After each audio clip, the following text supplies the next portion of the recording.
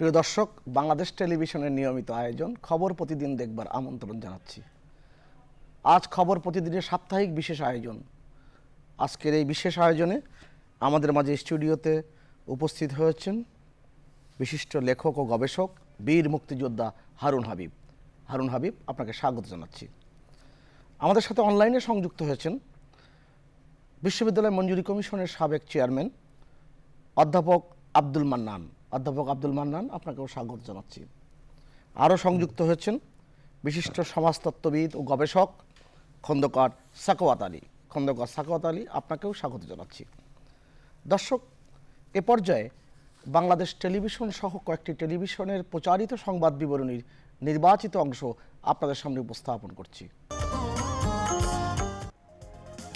মুক্তিযুদ্ধ ও উন্নয়নকে প্রাধান্য দিয়ে নৈরাজ্যের বিরুদ্ধে জনসচেতনতা গড়ে তুলতে গণমাধ্যমের প্রতি রাষ্ট্রপতি মোহাম্মদ শাহাবুদ্দিনের আহ্বান। সরকারের বিরুদ্ধে নিষেধাজ্ঞার জন্য নালিশ করতে করতে বিএনপি এখন নিজেরাই মার্কিন ভিসা নীতির ফাঁদে পড়েছে ওবায়দুল কাদের। প্রধানমন্ত্রী শেখ হাসিনার নেতৃত্বে বর্তমান সরকারই নির্বাচনকালীন সরকারের দায়িত্ব পালন করবে বললেন তথ্য ও সম্প্রচার মন্ত্রী ড হাসান মাহমুদ। কয়েকদিনের চলমান তাপ প্রবাহের পর রাজধানী সহ পার্শ্ববর্তী এলাকায় স্বস্তির বৃষ্টি, আগামীকালও বৃষ্টিপাতের পূর্বাভাস। পেস্ট কন্ট্রোল কর্মীদের অদক্ষতা কেড়ে নিল এক পরিবারের 2 শিশু। কীটনাশকটি বাসা বাড়িতে ব্যবহারের অনুমতি ছিল না, অভিযুক্ত কোম্পানির চেয়ারম্যান ও এমডি 3 দিনের রিমান্ডে। অসহনীয় দাবদাহের পর রাজধানী সহ বিভিন্ন স্থানে বৃষ্টি, ভ্যাপসা গরমের পর ঠান্ডা বাতাসে কিছুটা স্বস্তি, তাপমাত্রা আরও কমার আভাস আবহাওয়া অফিসের। এবং মেট্রো রেলের মতিঝিল অংশ পর্যন্ত চালুর লক্ষ্যে 15 জুলাইয়ের পর ট্রায়াল রান, শতভাগ সুফল পেতে চলছে কর্মযজ্ঞ, জমি অধিগ্রহণ শেষ পর্যায়ে। সিলেটে নাজিরাবাদের দুর্ঘটনায় আরও একজনের মৃত্যু, নিহতের সংখ্যা বেড়ে 15, 2 চালককে আসামি করে মামলা। খেরসানে বাঁধ ধ্বংসের পরে সৃষ্ট বন্যায় 5 জনের মৃত্যু, নিখোঁজ 2। ভেসে যাচ্ছে পুঁতে রাখা শত শত মাইন, উদ্ধার অভিযানে চ্যালেঞ্জ। বাখমুতে অগ্রসর ইউক্রেনীয় বাহিনী, দাবি শুরু হয়নি প্রকৃত অর্থে পাল্টা আক্রমণ। মস্কো বলছে পরমাণু অস্ত্র পাঠালে বৈশ্বিক পতন অনিবার্য। কানাডায় ভয়াবহ দাবানলে পুড়ছে 38 লাখ হেক্টর এলাকা, বাস্তুচ্যুত 20,000, ধোঁয়া ছড়িয়েছে প্রতিবেশী যুক্তরাষ্ট্রে। প্রিয় দর্শক, আমরা আলোচনায় আসব, তার আগে আমরা একটু দেখে নিতে চাই গত 7ই জুন ঐতিহাসিক 6 দফা দিবস উপলক্ষে বাংলাদেশ আওয়ামী লীগ আয়োজিত আলোচনা সভায় মাননীয় প্রধানমন্ত্রী, আওয়ামী লীগ সভানেত্রী বঙ্গবন্ধু কন্যা শেখ হাসিনা যে ভাষণ দিয়েছিলেন, সেই ভাষণের কিছুটা অংশ। 6 দফা দিবস, জাতির পিতা বঙ্গবন্ধু শেখ মুজিবুর রহমান বাংলার মানুষের অধিকার নিশ্চিত করবার জন্য এই 6 দফা দাবি তিনি পেশ করেছিলেন। পাকিস্তানি শাসকদের আমলে বাঙালিদের কোনো অধিকারই ছিল না, চিরদিন অবহেলিত ছিলাম আমরা ছিলাম শোষিত, বঞ্চিত। অর্থনৈতিক সকল কর্মকাণ্ড এই বাঙালিরাই করত, অথচ সব কিছু ব্যয় হতো ওই পশ্চিম পাকিস্তানি। সব কিছু মিলেই তিনি 6 দফা দাবি পেশ করেন। মাত্র কয়েক মাসের মধ্যে সারা বাংলাদেশ ঘুরে 6 দফার ব্যাপক প্রচার করেন। 6 দফা তিনি দিয়েছেন, 6 দফার অর্থ হলো 1 দফা, অর্থাৎ স্বাধীনতা। শেখ মুজিব জানতেন যে ধাপে ধাপে এগোতে হবে, মানুষকে স্বাধীনতার চেতনায় উদ্বুদ্ধ করতে হবে, তিনি সেটাই করেছিলেন। মাত্র 35 দিনের মধ্যে 32টা জনসভা এবং বিভিন্ন জেলা মহকুমায় আওয়ামী লীগের কাউন্সিল করে এই 6 দফা আন্দোলনটা যাতে শক্তিশালী হয় তার ব্যবস্থা তিনি করেছিলেন। আজকে যখন আমরা দেখি, খুব শুনি বিএনপির নেতারা সমানে বক্তৃতা দিয়ে গণতন্ত্র গণতন্ত্র নির্বাচন করে। কোন গণতান্ত্রিক ধারায় ওই দলের জন্ম? একটা মিলিটারি ডিক্টেটর সংবিধান লঙ্ঘন করে, রাষ্ট্রপতি হত্যা করে, নিজেকে নিজে রাষ্ট্রপতি ঘোষণা দিয়ে, আর্মি রুলস অ্যাক্ট সেটা ভঙ্গ করে ক্ষমতায় যে তার ওই ক্ষমতার উচ্ছিষ্ট বিলিয়ে তৈরি হয়েছিল এই বিএনপি। অবৈধভাবে ক্ষমতা দখল করা এবং সেই ক্ষমতাকে বৈধ করার জন্য উর্দি খুলে ওনারা রাজনৈতিক নেতা হওয়ার জন্য তখন এই নির্বাচনী প্রহসন, হ্যাঁ না ভোট, এবং সেই হ্যাঁ না ভোটের পরে দিল রাষ্ট্রপতি নির্বাচন। তিনি একাই 100। রাষ্ট্রপতি নির্বাচনে ভোট চুরি করা ছাড়া তার তো জেতার কোনো সুযোগই ছিল না। কাজে এই ভোট কারচুপির যে যাত্রাটা, এটা তো ওই বিএনপি নেতাদেরই সৃষ্টি। তাদের কারচুপির উদ্দেশ্যটা ছিল অবৈধ ক্ষমতাকে বৈধ করে নিয়ে সংবিধানে সংযুক্ত করা। গণতন্ত্রের জন্য সংগ্রাম করেছি আমরা আওয়ামী লীগ এবং আমাদের জোট মিলে দিনের পর দিন আমরা আন্দোলন সংগ্রাম করেছি। আমার ভোট আমি দেব, যাকে খুশি তাকে দেব, সেই স্লোগান আমাদেরই ছিল। এবং আমরাই এদেশের মানুষের ভোটের অধিকার নিশ্চিত করবার জন্য যা যা করার সব করেছি। বাংলাদেশের জনগণ তাদের ভোটের অধিকার সম্পর্কে এখন সচেতন। সেই সচেতনতা আমরা সৃষ্টি করেছি। বাংলাদেশের জনগণের ভোটের অধিকার কেউ যদি কেড়ে নেয়, মানুষ তাদের ছেড়ে দেয় না। গণতন্ত্রকে সুরক্ষা করেছে আওয়ামী লীগ। শুধু গণতন্ত্র সুরক্ষা না, জনগণের ভোটের অধিকার সুরক্ষা করেছে। আজকে আওয়ামী লীগ জনগণের ভোটেই নির্বাচিত হয়ে এসেছে। এদেশে গণতন্ত্রকে সুরক্ষিত করবার জন্য, জনগণের ভোটের অধিকার নিশ্চিত করবার জন্য এবং ধারাবাহিক গণতান্ত্রিক ধারা যাতে চলে তার ব্যবস্থা আওয়ামী লীগই করেছে। দেশি বিদেশি যত চাপ আসুক না কেন, ওই চাপের কাছে বাঙালি নতি স্বীকার করে না। আমার দেশের মানুষের ভোটের অধিকার আমরাই সুরক্ষিত করব। আমরাই এদেশে আন্দোলন সংগ্রাম করে গণতন্ত্র এনেছি। এই গণতান্ত্রিক ধারাবাহিকতা আছে বলেই আজকে বাংলাদেশ উন্নতি হয়েছে, আর্থসামাজিক উন্নতি হয়েছে। বাংলাদেশের জনগণকে আর কেউ বাধা দিয়ে রাখতে পারবে না।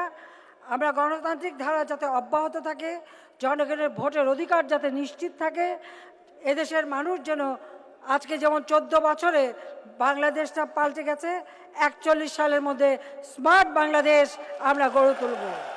হারুন হাবিব, আপনার কাছে আমি আলোচনা আসতে চাই।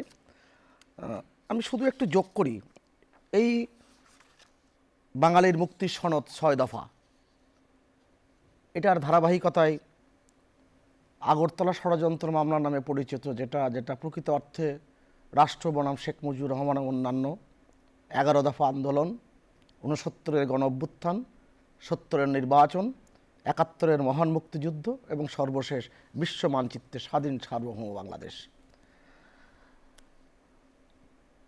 প্রয়াত সব্যসাচী লেখক শামসুল হক তার এক লেখায় উল্লেখ করেছিলেন, বঙ্গবন্ধুকে তিনি জিজ্ঞেস করেছিলেন কোনো এক জায়গায় যে আমাকে কি 6 দফা একটু বুঝিয়ে দেবেন। বঙ্গবন্ধু বলেছিলেন আমার আসলে 1 দফা। কেন বললেন? তিনি বললেন কত নিছো, কবে দিবা, কবে যাবা। 2023 সালে আমরা যখন এই বাঙালির মুক্তির সনদ, এই 6 দফার দিবস পালন করছি, তখন বাংলাদেশ আওয়ামী লীগ ছাড়া গণতান্ত্রিক, সামাজিক কিংবা বাম গণতান্ত্রিক রাজনৈতিক সংগঠনই কেউই এই দিবসটির পালন করে না। আমি এই জায়গার থেকেই আপনার আলোচনা শুরু করতে চাই। আর মাননীয় প্রধানমন্ত্রীর ভাষণ তো আপনি শুনলেন। আপনাকে ধন্যবাদ। একটি বিশেষ আমাদের ইতিহাসের একটি অত্যন্ত গুরুত্বপূর্ণ, তাৎপর্যপূর্ণ একটি অধ্যায় সম্পর্কে আমাকে বলবার সুযোগ দেওয়ার জন্যে। আসলে ইতিহাস যেটা আপনি বললেন, আমাদের রাজনীতি এবং আমাদের রাষ্ট্র ব্যবস্থার একটা বড় সংকট হচ্ছে আমরা ইতিহাসকে অবমাননা করি, কেউ কেউ আবার সেই ইতিহাসকে বিকৃত করার চেষ্টা করি। আমরা দেখেছি যে 6 দফার যে আন্দোলন 1966 সাল থেকে বঙ্গবন্ধু শেখ মুজিবুর রহমান শুরু করেছিলেন, যেটা মূলত বাংলাদেশ রাষ্ট্র গঠনে একটা ভিত্তিভূমি রচনা করেছিল। শুধু তাই নয়, বাঙালির যে জাতীয়তাবাদী স্ফুরণ, সেই স্ফুরণকে বেগবান করেছিল এবং তাকে একটা অভীষ্ট লক্ষ্যের দিকে দ্রুত নিয়ে গিয়েছিল।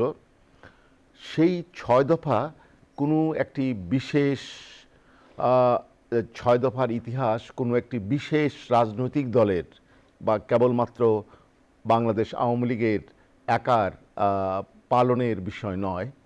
এটা আমাদের বাঙালি যে জাতিরাষ্ট্র গঠিত হয়েছে মহান মুক্তিযুদ্ধের মধ্য দিয়ে বঙ্গবন্ধু শেখ মুজিবুর রহমানের নেতৃত্বে লক্ষ লক্ষ শহীদের রক্তের বিনিময়ে, সেই বাংলাদেশের ইতিহাসের একটি অবিচ্ছেদ্য অংশ। কাজেই আমি মনে করি যারা বাংলাদেশে মুক্তিযুদ্ধের কথা বলেন, যারা বাংলাদেশকে সুপথে ভালো পথে পরিচালনার কথা বলেন, বিভিন্ন দল মতে তারা বিভক্ত হয়ে, এটি স্বাভাবিক যে তারা কেউই একমত বা এক দলে থাকেন না। কিন্তু তারা যদি আমাদের স্বাধীনতার ইতিহাসের অন্যতম শ্রেষ্ঠ যে দিনটি, যে দিনটার যে ভিত্তিভূমি, যে দিনটি, তাকে যদি মান্য না করেন তাহলে ইতিহাসের প্রতি সুবিচার করা হয় না। অধ্যাপক আব্দুল মান্নান, যেহেতু আমরা এই বিষয়টি নিয়ে আজকে আলোচনা করার জন্য এখানে সমবেত হয়েছি, আমি শুরুতেই জাতির পিতা, হাজার বছরের শ্রেষ্ঠ বাঙালি বঙ্গবন্ধু শেখ মুজিবুর রহমানের প্রতি গভীর শ্রদ্ধা জানাচ্ছি। আপনি প্রথমে যে কথাটি দিয়ে শুরু করেছেন যে এই দিনটি শুধু আওয়ামী লীগ পালন করে, আপনি এই দিন কেন? বাংলাদেশে আমি অন্যান্য দলগুলোর কথা বাদই দিলাম, যে আমাদের যে বাম ঘরানা যে রাজনৈতিক দলগুলো আছে, তারা দেখবেন যে মার্কস থেকে শুরু করে অ্যাঞ্জেলস, নেলসন ম্যান্ডেলা, দুনিয়ার এমন সব ব্যক্তির নাই যাদের জন্মদিবস, মৃত্যু দিবস পালন করে না। তাদেরকে গত 50 বছরে কখনো দেখেছেন বঙ্গবন্ধুর জন্মদিবস, 6 দফা বা এই দিবসগুলোকে 15 আগস্ট পালন করতে দেখেন নাই? কারণ তারা মনে করে এই 6 দফা বলেন, তারপরে বাংলাদেশের স্বাধীনতা, এগুলি বোধহয় তাদের পালন না করলেও চলবে, এটা আওয়ামী লীগ করে ছেড়ে দিল। এটি কিন্তু বিশ্বের অন্য কোনো দেশের নাই। যেমন ভারতে ধরেন বিভিন্ন সময় বিভিন্ন দল ক্ষমতায় এসছে, কেউ গান্ধীকে মানে, কেউ মানে না, কিন্তু কতগুলো বিষয়ে তারা একমত হয়েছে যে আমরা এই দিনগুলো পালন করব, এই ব্যক্তিগুলোকে আমরা স্মরণ করব, এই ব্যাপারে তাদের কোনো দ্বিমত থাকে না। হ্যাঁ, কিন্তু বাংলাদেশের ক্ষেত্রে এটা কখনো হয় না, ওদের ভবিষ্যতে হবে তাও মনে করি না। এখন আসেন 6 দফা দিবস। হারুন হাবিব আমার বন্ধু বলেছে, ব্যাখ্যা করেছেন, 6 দফা দিবস বা 6 দফা কেন গুরুত্বপূর্ণ? এই কারণেই গুরুত্বপূর্ণ কারণ আমাদের দেশে আওয়ামী লীগ ছাড়া বাকি দলগুলো বেশিরভাগই, একটা ব্যতিক্রম থাকতে পারে, তারা মনে করে বাংলাদেশের মুক্তিযুদ্ধ, স্বাধীনতা যুদ্ধ যাই বলি না কেন, সেটি শুরু হয়েছে 1971 সনের পরবর্তীকালে। আপনি জানেন যে বাংলাদেশ জাতীয়তাবাদী দল যখন ক্ষমতায় ছিল, একবার তারা সংবিধানের যে প্রস্তাবনা, ডিক্লারেশন অফ ইন্ডিপেন্ডেন্স, সেটির মতন একটা অত্যন্ত গুরুত্বপূর্ণ একটা দলিলকেও তারা পরিবর্তন করে দিয়েছিল। সেখানে লেখা ছিল জাতীয় মুক্তির জন্য যুদ্ধ, সেই জায়গাটাকে তারা বাতিল করে জাতীয় স্বাধীনতার জন্য যুদ্ধ, যাতে তাদের তারা বলতে পারে জিয়াউর রহমান 27শে মার্চ, তারা তো 26শে মার্চ বলা শুরু করেছে যে স্বাধীনতার ঘোষণা করেছিল, সেখান থেকে বাংলাদেশের ইতিহাস শুরু হয়েছে। তারা ভুলে যায় কোনো একটা দেশের ইতিহাস একদিনে শুরু হয় না। সেটি আপনি মার্কিন যুক্তরাষ্ট্রের কথা ধরেন, সেটা আলজেরিয়ার কথা ধরেন, সেটা ভারতবর্ষের কথা ধরেন, সেটা ইন্দোনেশিয়ার কথা ধরেন, কোনো একটা দেশের কিন্তু স্বাধীনতা বা স্বাধীনতার জন্য যুদ্ধ বা স্বাধীনতার জন্য লড়াই হঠাৎ করে শুরু হয় না। তার একটা ক্ষেত্র থাকে, তার একটা হোমওয়ার্ক থাকে, সেখানে নেতা নেতৃত্ব থাকেন এবং তারা দেশের মানুষকে সংঘবদ্ধ করেন। তারপরে একটা পর্যায়ে গিয়ে সেই সংগ্রাম, সেই আন্দোলন একটা মুক্তিযুদ্ধ বা স্বাধীনতার জন্য যুদ্ধে পর্যবসিত হয়। কিন্তু আমাদের এই রাজনীতিবিদরা বা তথাকথিত রাজনৈতিক দলের নেতারা কিন্তু কখনো স্বীকার করতে চান না। তারা কখনো স্বীকার করবেন না যে 1949 সনে বাংলাদেশে যে ভাষা আন্দোলন হয়েছিল, 48 সনে জিন্নাহ এখানে এসে যে বক্তৃতা দেওয়ার সময় যে আপনার প্রতিবাদ হয়েছিল, উর্দুকে একমাত্র রাষ্ট্রভাষা করার জন্য যিনি যে আওয়াজ দিয়েছিলেন, তার বিরুদ্ধে ঢাকা বিশ্ববিদ্যালয়ের ছাত্ররা চিৎকার করে তার প্রতিবাদ করেছিল, তারা কখনো স্বীকার করতে চান না। এখানে একটা 21শে ফেব্রুয়ারি হয়েছিল, তারা কখনো স্বীকার করতে চান না 54 সনে একটা যুক্তফ্রন্টের নির্বাচন হয়েছিল, সেখানে 21 দফা দাবি সম্বলিত একটা ইশতেহার ছিল। এই সব বিষয়ে তারা কখনো কথা বলেন না তারা, কারণ তারা মনে করে বাংলাদেশের স্বাধীনতার ইতিহাস বা স্বাধীনতা হিসেবে মুক্তিযুদ্ধের ইতিহাস বলে না, ওই 71 সনের 26শে মার্চ জিয়া রহমান থেকে শুরু হয়েছিল। অধ্যাপক আব্দুল মান্নান, আপনার কাছে আমি ফিরে আসবো। খন্দকার সাখাওয়াত আলী, আমি সেই মাইকেল মধুসূদন দত্তের মতন যদি প্রশ্ন করি, এই ভিখারির দশা তবে কেন তোর আজি, এই যে রাজনৈতিক দলগুলোর মধ্যে এই দীনতা কেন? একটি শব্দ দিয়ে 6 দফার যে ভিত্তিটি বঙ্গবন্ধু তৈরি করেছিলেন সেটি হচ্ছে রাজনৈতিক বুদ্ধিমত্তা এবং কৌশলের দিক থেকে, এবং এই জায়গাটা তিনি তার সমসাময়িক সমস্ত রাজনৈতিক দলগুলোকে পেছনে ফেলে, নেতৃত্বকে পেছনে ফেলে উনি কিন্তু নিয়ত করেছিলেন রাষ্ট্রটাকে স্বাধীন করবেন বলে। আপনি 6 দফার আগে যদি 60 দশকে 62 সালের দিকে তাকান, মনি সিং সহ কমিউনিস্ট পার্টি, তৎকালীন কমিউনিস্ট পার্টির সঙ্গে উনি আলাপে বসেছিলেন এবং উনি বলেছিলেন যে দাদা আপনাদের সমর্থন আমি চাই এবং আমি দেশ স্বাধীন করতে চাই। তখনও তারা বলেছিল যে এখন সময়টা তৈরি হয়নি, অপেক্ষা করেন। কিন্তু 64 সালে বঙ্গবন্ধু, আমার ব্যক্তিগত একটি স্মৃতিচারণ করতে হচ্ছে, ডক্টর এস এ মালেক, উনি মারা গেছেন, আমার সম্পর্কে মামা। FCPS পড়তে উনি লন্ডনে যাবেন, আমাদের সাম্প্রতিককালে আরেকজন মারা গেছেন ডক্টর জাফরুল্লাহ, ওনারা ক্লাসমেট ছিলেন, জাফরুল্লাহ ভাই গেছেন, কিন্তু বঙ্গবন্ধু 64 সালে তার এই রাজনৈতিক অনুসারীকে রেখে দিয়েছিলেন যে দেশটা স্বাধীন হবে। কতখানি স্পষ্ট ছিলেন উনি তার জায়গাতে। এবং 6 দফা যদি আপনি দেখেন, স্বায়ত্তশাসনের কাঠামো এবং রাষ্ট্রের প্রকৃতি, কেন্দ্রীয় সরকারের ক্ষমতা, মুদ্রা এবং অর্থ সম্পর্কিত ক্ষমতা, রাজস্ব, কর এবং শুল্ক সম্পর্কিত ক্ষমতা, বৈদেশিক বাণিজ্য বিষয়ক ক্ষমতা, আঞ্চলিক সেনাবাহিনী গঠন করার ক্ষমতা, এই সব জায়গাগুলো শুধু পররাষ্ট্র এবং স্বরাষ্ট্র এই দুটো দায়িত্ব ছাড়া সমস্ত নিয়ন্ত্রণ প্রাদেশিক সরকার হিসাবে, অর্থাৎ আমাদের স্বায়ত্তশাসনের জায়গা থেকে উনি দাবি করে বসলেন। এই দাবির ভেতরেই কিন্তু লুকায়িত ছিল 1 দফা, এবং উনি সেটি খুব প্রকাশ্যভাবেই তার জায়গাতে বলতেন। এবং আপনি দেখেন, প্রফেসর মান্নান এবং আমি যেই শহর থেকে আসা, সেখান থেকেই কিন্তু 6 দফার শুরুটি হলো, এবং তৎকালীন খুবই প্রোগ্রেসিভ নেতা এবং জননেতা MA আজিজের সভাপতিত্বেই কিন্তু চিটাগংয়ে 25শে ফেব্রুয়ারি 66 সালে, এবং লালদিঘির পারে, লালদিঘিতে, এবং আপনি টানা উনি সেই যাত্রাটা করলেন 35 দিনে 32টি জনসভা, যেটা মাননীয় প্রধানমন্ত্রী তার ভাষণে উল্লেখ করেছেন। জি, আমাদের মাননীয় প্রধানমন্ত্রী সেটা উল্লেখ করেছেন। এবং যশোরে, যেখানে আপনি জন্মেছেন, সেই শহরে 16ই এপ্রিল 66-তে উনি সভা করতে গেলেন, এবং সভা শেষে ওনাকে প্রত্যেক জায়গায় কেস দেওয়া হতো, এবং সেখানে জামিনের জন্যে যশোরের যে বার অ্যাসোসিয়েশনের সমস্ত নেতৃত্ব তার সামনে দাঁড়ালেন, এবং মশিউর রহমান এবং আনোয়ারুল কাদির সহ সমস্ত তরুণ আইনজীবীরা তাকে মুক্ত করলেন, এবং তার পরের দিনই উনি খুলনাতে বক্তৃতা দিলেন।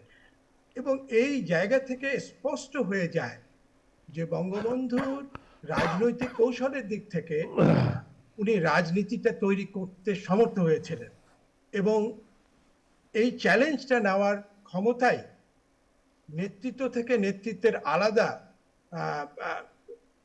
চরিত্র নির্ধারণ করে দেয়। এবং এটা বলতে হয় যে লিডারশিপ ম্যাটার্স।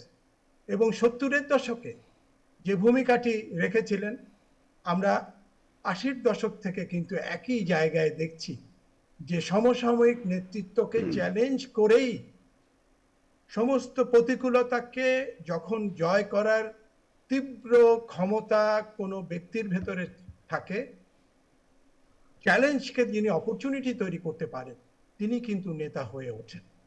আমরা এই জায়গা থেকেই কিন্তু বঙ্গবন্ধুকে, বাংলাদেশকে এবং সমসাময়িক রাজনীতিকেও বুঝতে হবে। আর লেফটদের কথা বললেন, তখন তো দুই কুকুরের লড়াই বলে 6 দফাকে সিএআই এর বিষয় হিসাবে বলেছে। আমি কমিউনিস্ট পার্টি করা সত্ত্বেও আমি যেহেতু আর্কাইভগুলো সংরক্ষণ করেছি, আমার চেয়ে ডিটেল এই সমস্ত জায়গায় বাংলাদেশে কেউ বলার নেই, কারণ সবাই ইতিহাসকে তাদের মতন করে বলে। এই জায়গাগুলো আমাদের বুদ্ধিবৃত্তিকতার জায়গায় অসততাটা একটা বড় দিক, যে কারণে জাতি প্রশ্নে আমাদের লেফটরা কখনোই সক্ষমতা দেখাতে পারে নাই। রাজনৈতিক বুদ্ধিমত্তা সত্ত্বেও সেজন্য কাণ্ডজ্ঞানের অভাবে তারা রাজনীতিতে রেলিভেন্ট হতে পারে নাই, এবং পরবর্তীতে রাজনৈতিক তর্কতা আমাদের ইতিহাস বিভাজনে তারা কিন্তু ভূমিকা রেখেছে। আপনি যদি দেখেন বদরুদ্দীন ওমরের স্বাধীনতার পরে যুদ্ধ উত্তর বাংলাদেশ, যুদ্ধপূর্ব বাংলাদেশ, সেটিরই কিন্তু অপভ্রংশ হিসেবে আবার হিস্ট্রি রিপিট করছে। তো আপনি খুব এই গুরুত্বপূর্ণ জায়গাগুলো জায়গায় ইতিহাসবোধের জায়গা থেকে, সত্যিকার অর্থে নির্মোহর জায়গা থেকে বলার ত্রুটির কারণে এই পুনরাবৃত্তিগুলো বারবার ঘটছে। অসংখ্য ধন্যবাদ। আপনার কাছে আবার ফিরে আসবো। খন্দকার সাখাওয়াত আলী যেখানে শেষ করলেন, আমি একটু আলোচনায় আসতে চাই। বঙ্গবন্ধু শেখ মুজিবুর রহমান একবার বেশ দুঃখ করে বলেছিলেন এই অন্যান্য রাজনৈতিক দলের নেতার দিকে তাকিয়ে, যে আপনারা মানুষ দেখেন আকাশ থেকে, আর আমি মানুষ দেখি মানুষের পাশে দাঁড়িয়ে। বঙ্গবন্ধু শেখ মুজিবুর রহমান তিনি তার ডায়েরিতে লিখছেন, নিজে ভোগ নাও করতে পারি, দেখে যেতে নাও পারি, তবে ভবিষ্যৎ বংশধররা আজাদি ভোগ করতে পারবে। কারাগারের পাষাণ প্রাচীর আমাকে পাষাণ করে তুলেছে। এদেশের লাখো লাখো কোটি কোটি মা বোনের দোয়া আছে আমাদের ওপরে। জয় আমরা হবই, ত্যাগের মাধ্যমেই আদর্শের জয় হয়। হারুন হাবিব। আসলে আমরা আজ মুক্তিযুদ্ধের বা বাংলাদেশের স্বাধীনতার 52 বছর চলে গেছে। আমরা যারা 66 সালে ঢাকার ছাত্র কলেজ বিশ্ববিদ্যালয়ে পড়ার আমরা যখন সুযোগ পেয়েছি, তখন আমরা সেই সময়ের যে জেগে ওঠার যে ব্যাপারটা, বাঙালির যে জেগে ওঠার যে একটা উত্তাল সময় এবং বঙ্গবন্ধু শেখ মুজিবুর রহমানের নেতৃত্বের যে বিকাশের সময়টা আমরা খুব কম করে হলেও কিছুটা হলেও আমরা দেখেছি, এবং মুক্তিযুদ্ধে শেষ পর্যায়ে পর্যন্ত তো বটেই।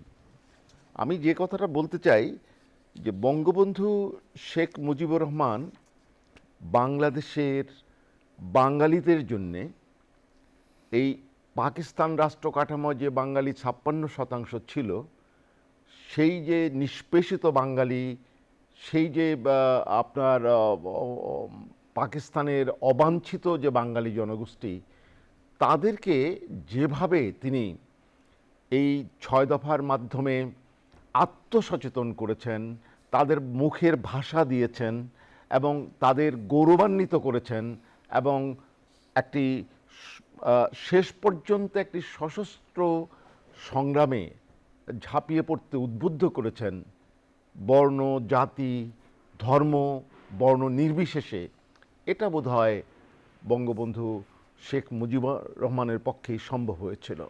কারণ আমরা যদি বাঙালি জাতির ইতিহাস দেখি, বাঙালি বরাবর বিভাজিত থেকেছে, কখনো অত্যন্ত দুর্ভাগ্যজনক বিভাজন হয়েছে, কখনো যদি তারা ঐক্যবদ্ধ হতে চেয়েছে তাদের নিজেদের কারণে হতে পারেনি। একমাত্র বঙ্গবন্ধু শেখ মুজিবুর রহমান এই বাংলাদেশ বা আমরা পূর্ববঙ্গ বা পূর্ব পাকিস্তান যে ভূখণ্ডে, এই ভূখণ্ডে হিন্দু, বৌদ্ধ, খ্রিস্টান মানে নির্বিশেষে যে বাঙালি জাতিগোষ্ঠী, যে বাঙালি জাতি, তাকে একটা জাতিভিত্তিক পরিচয় তিনি দান করেছেন। এবং তার নেতৃত্বের ফলে আমরা জানি যে 1966 সালের জুন থেকে 7ই জুন থেকেই বলা যায় যে সেই ধর্মঘটের বিশাল ধর্মঘট, যেখানে একমাত্র সরকারি প্রেস নোটেই 10 জনের মৃত্যুর গুলিতে নিহত হওয়ার খবর, আরও তো অনেক বেশি হয়েছিল। সেদিন থেকে শুরু করে গোটা পূর্ব বাংলা জুড়ে যে গণ আন্দোলন, যে প্রস্তুতি, যে সাহস, যে বিচক্ষণতার মধ্য দিয়ে তিনি শুরু করলেন, যেটা উনি জেলে থাকতে তার বিরুদ্ধে, যেটাকে আমরা আগরতলা ষড়যন্ত্র মামলা বলি, সেটা হলো, এবং এই আগরতলা ষড়যন্ত্র মামলার প্রক্রিয়ার মধ্য দিয়ে বাংলার গণমানুষ আরও উত্তরোত্তর জেগে উঠল এবং শেষ পর্যন্ত আমরা সকলেই জানি যে তাকে জেল থেকে শুধু মুক্ত করা হলো না, একই সঙ্গে আইয়ুব খানের পতন ঘটল। যে আইয়ুব খান অস্ত্রের ভাষা ব্যবহার করেছিলেন বঙ্গবন্ধুর বিরুদ্ধে, যে এই 6 দফা যদি কার্যক্রম চালানো হয়, প্রয়োজনে আমি অস্ত্র ব্যবহার করব। এবং আমার স্পষ্ট মনে আছে মোনায়েম খান সাহেব, যিনি আইয়ুব খানের গভর্নর ছিলেন পূর্ব পাকিস্তানে, সেদিনকার পূর্ব পাকিস্তানে, তিনি বললেন যে আমি যতদিন গভর্নর থাকব ততদিন পর্যন্ত শেখ মুজিবকে জেলে থাকতে হবে। দুর্ভাগ্য তাদের, ইতিহাস তাদের পক্ষে রায় দেয়নি। ইতিহাস রায় দিয়েছে সেই বাঙালি মহাপুরুষের পক্ষেই, যে মহাপুরুষ গোটা জাতিকে পাকিস্তানি নিপীড়নের বিরুদ্ধে দাঁড় করিয়েছেন, আত্মসচেতন করেছেন এবং 1970-এর যে ভোটাধিকার, তার মধ্য দিয়ে 6 দফার পক্ষে যে রায়, তার মধ্য দিয়ে একটি গণতান্ত্রিক বাংলাদেশ প্রতিষ্ঠার একটা ব্যাপক আন্দোলন, সশস্ত্র আন্দোলনের মধ্যে বাংলাদেশ রাষ্ট্র প্রতিষ্ঠা করেছে। হারুন হাবিব, আপনার কাছে আবার একবার আসার চেষ্টা করব। অধ্যাপক আব্দুল মান্নান, বঙ্গবন্ধু শেখ মুজিবুর রহমান তার ডায়েরিতে যখন লিখছেন, যেটা আমরা মাননীয় প্রধানমন্ত্রী শেখ হাসিনার কারণেই, তার একান্ত চেষ্টায় আমরা সেটা বই আকারে পেয়েছি, কারাগারের রোজনামচা। আমরা আরও 2টি বই পেয়েছি, অসমাপ্ত আত্মজীবনী এবং আমার দেখা নয়া চীন।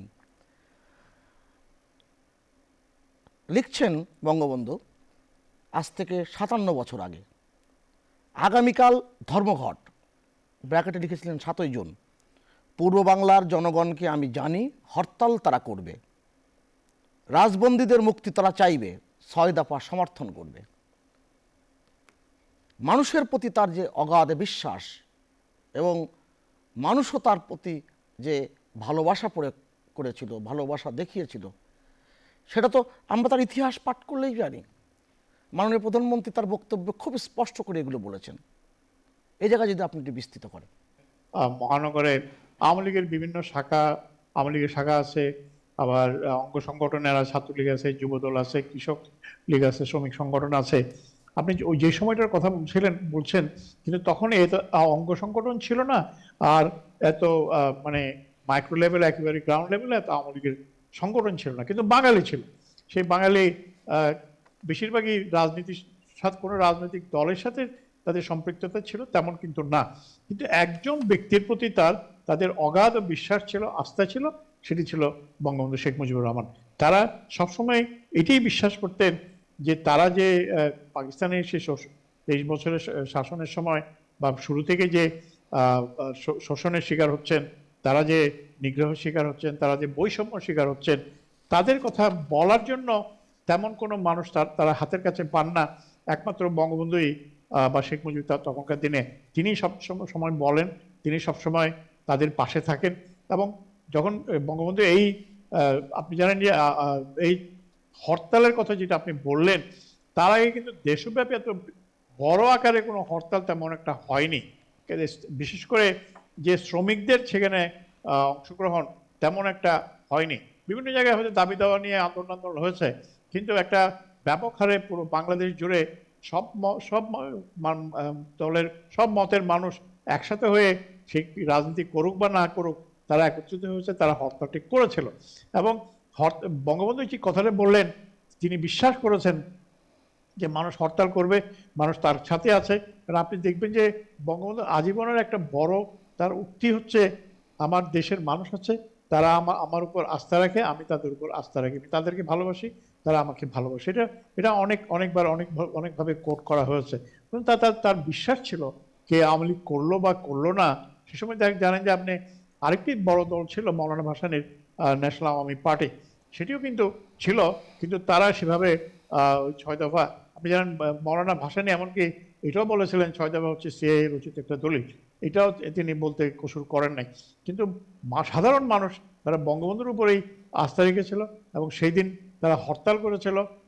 নারায়ণগঞ্জে শিল্প এলাকায় হরতাল হয়েছিল, দেশের খুলনায় হরতাল হয়েছিল, দেশের বিভিন্ন জায়গায় হরতাল হয়েছিল। সেই হরতাল এবং সেখানে শ্রমিকরা অংশগ্রহণ করেছিল, ছাত্ররা অংশগ্রহণ করেছিল, সাধারণ মানুষ অংশগ্রহণ করেছিল, কৃষকরা অংশগ্রহণ করেছিল। যদিও সে সময় আওয়ামী লীগের এত অঙ্গ সংগঠন ছিল না, বা আওয়ামী লীগ তো বিস্তৃত, তাদের শাখা প্রশাখা সারা বাংলাদেশ ব্যাপী ছিল না। তো আজকে আমরা যদি পিছন ফিরে তাকায় দেখি যে শুধু একটা দল না, দল তো অনেক আছে বাংলাদেশে, অতীতে ছিল, ভবিষ্যতে থাকবে। নেতৃত্ব একটা বড় জিনিস। যদি দল থাকে, দলের যদি একটা সঠিক নেতৃত্ব না থাকে, সেই দল দিয়ে আপনি কোনো বেশি দূর অগ্রসর হতে পারবেন না। দল যেমন একটা দরকার, একটা সংগঠন দরকার আপনার যে প্রত্যাশা সেটা পূরণ করার জন্য, কিন্তু সেই দলের জন্য একটা যোগ্য নেতৃত্ব দরকার, দূরদর্শী নেতৃত্ব দরকার। তিনি সেটাই বোঝাতে চেয়েছেন, তিনি সেটা প্রমাণও করেছেন। অসংখ্য ধন্যবাদ। বোঝাতে চান না, তিনি প্রমাণ করেছেন যে নেতৃত্ব একটা বিরাট জিনিস। আপনি আজকের বাংলাদেশে যদি ধরেন, এত আমাদের নানা দিকে টানাপোড়েন, নানা দিকে ষড়যন্ত্র, কিন্তু মানুষ একজন মানুষের উপরেই আস্থা রাখে, সেটা হচ্ছে বঙ্গবন্ধু কন্যা শেখ হাসিনা। সকলে মনে করে যে তার নেতৃত্বে বাংলাদেশের এই বিভিন্ন ধরনের ষড়যন্ত্র জাল ছিন্ন করে তিনি বাংলাদেশকে তার গন্তব্যে নিয়ে যাবে। ধন্যবাদ। অসংখ্য ধন্যবাদ। খন্দকার সাখাওয়াত আলী, আমরা সংবাদ সম্মেলনে অনেকবার বলেছেন, আমি বাংলাদেশের মানুষকে চিনি, বাংলাদেশের মানুষ আমাকে চেনে। আমি বাংলাদেশের এমন কোনো জায়গা নেই, এমন কোনো নিভৃত কোণ নাই সেখানে আমি যাইনি। অতএব বাংলাদেশের মানুষকে আমি চিনি। অধ্যাপক আব্দুল মান্নান যেটা বললেন যে মানুষের প্রতি বিশ্বাস, মানুষকে ভালোবাসা, বঙ্গবন্ধুর প্রতি মানুষের যে ভালোবাসা, সেটা আমরা তো ইতিহাস থেকে পাচ্ছি।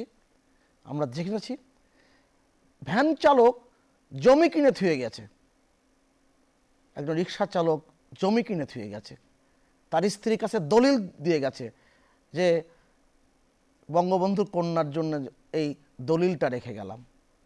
এই যে মানুষের প্রতি মানুষের ভালোবাসার যে জায়গা, সেটা কি অন্য কোনো রাজনৈতিক নেতার প্রতি আমরা কি দেখেছি কখনো?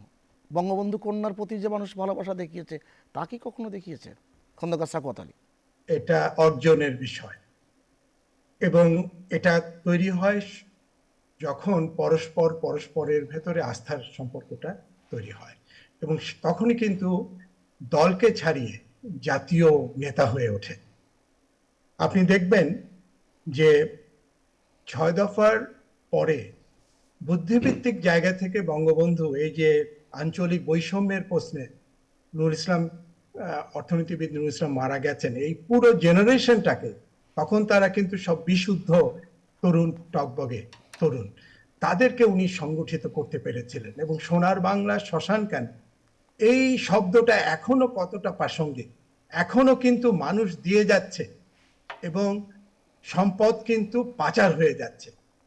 একটি কথা বলেই শেষ করব, বঙ্গবন্ধু আঞ্চলিক বৈষম্যের কথা বলে দেশ স্বাধীন করেছিলেন।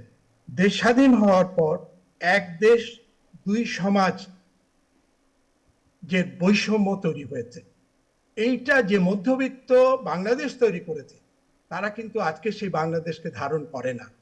তারাই সামাজিকভাবে এলিট তৈরি হয়েছে, এবং যেটা আমাদের সবার কথার মধ্য দিয়ে উঠে এসছে, বাঙালির এই জায়গাটাই দুর্ভাগ্যের যে বাঙালি এলিট, জনগণ, দেশ তার সামর্থ্যের উপর আস্থা রাখতে পারে না।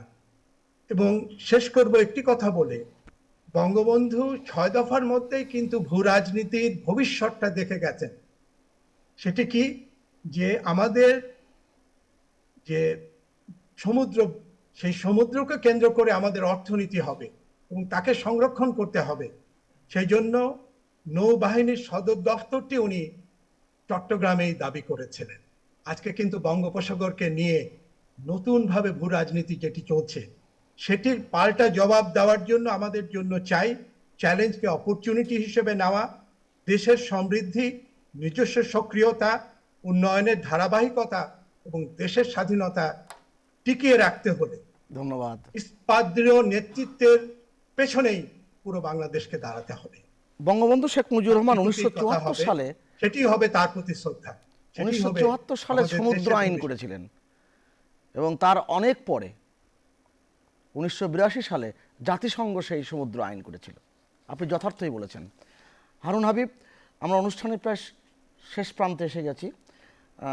আমি উল্লেখ করেছিলাম গফরগাঁয়ের সেই রিক্সা চালক হাসমত আলীর কথা। তিনি বঙ্গবন্ধুকে হৃদয় দিয়ে ভালোবাসতেন এবং তার কন্যার প্রতি তার ভালোবাসার যার বহিঃপ্রকাশ, তিনি তার স্ত্রী রমিজা খাতুনের কাছে তার জমির দলিল রেখে গিয়েছিলেন এবং সেটা যখন গণমাধ্যমে উঠে এসেছে, বঙ্গবন্ধু কন্যা সেই রমিজা খাতুনের বাড়িতে বাড়ি নির্মাণ করে দিয়েছেন এবং তিনি প্রতি অনুষ্ঠানে বলে থাকেন যে বঙ্গবন্ধু চেয়েছিলেন যে প্রতিটা মানুষ আশ্রয় পাবে। তিনি গৃহহীনদের গৃহ দেওয়ার জন্য লাখো লাখো গৃহের ব্যবস্থা করেছেন। এই জায়গায় শেষ করব। হারুন হাবিব, আপনাকে ধন্যবাদ। আমরা আসলে আজকে এই ঐতিহাসিক 6 দফার আলোচনায় আমি একটা কথা দিয়ে আপনার কথাটা বলতে চাই, সেটা হচ্ছে যে আমরা ইতিহাসটাকে বাংলাদেশ মতো রাষ্ট্রের যে ইতিহাস, সেই ইতিহাসটাকে কিন্তু খুব সচেতনভাবে শুধু বিকৃত করা হয় না, এটাকে সচেতনভাবে এটাকে আড়াল করবারও চেষ্টা করা হয়। এবং এই যে আড়াল করবার চেষ্টা, এটা ইতিহাসকে আমরা কেবলমাত্র ইতিহাসের দৃষ্টিভঙ্গিতেই যদি বিচার করি, তার চাইতেও কিন্তু ইতিহাস আমাদের সময়ের প্রয়োজনে অত্যন্ত প্রাসঙ্গিক হয়ে ওঠে। যেমন আজ যে কোনো পরিস্থিতিতে বাংলাদেশে একটি নির্বাচন হবে, নির্বাচনে কে কাকে ভোট দেবে সেটা নির্বাচন কমিশন এবং ভবিষ্যৎ ঠিক করবে। কিন্তু আমরা যদি একটু লক্ষ্য করি, চারদিকে কেন যেন একটি বাঙালির যে ইতিহাস, বাঙালির যে জয় বাংলা, বাঙালির ভিত্তিসূচক যা যা কিছু রয়েছে সেগুলোকেও আঘাত করা হচ্ছে।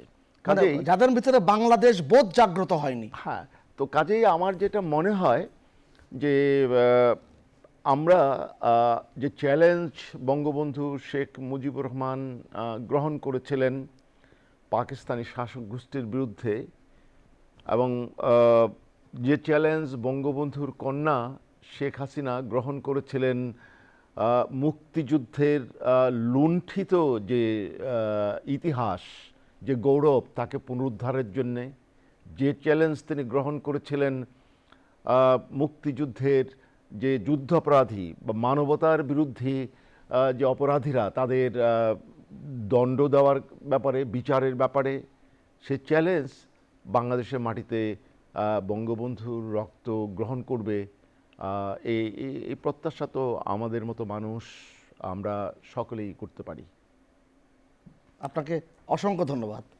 প্রিয় দর্শক, ইতিমধ্যেই আমার ঘড়ি বলছে যে সময় আমরা অতিক্রম করেছি। আপনাদের অসংখ্য ধন্যবাদ। আপনারা সকলে ভালো থাকবেন, সুস্থ থাকবেন। তার আগে 3 জন আলোচককেই অসংখ্য অসংখ্য ধন্যবাদ।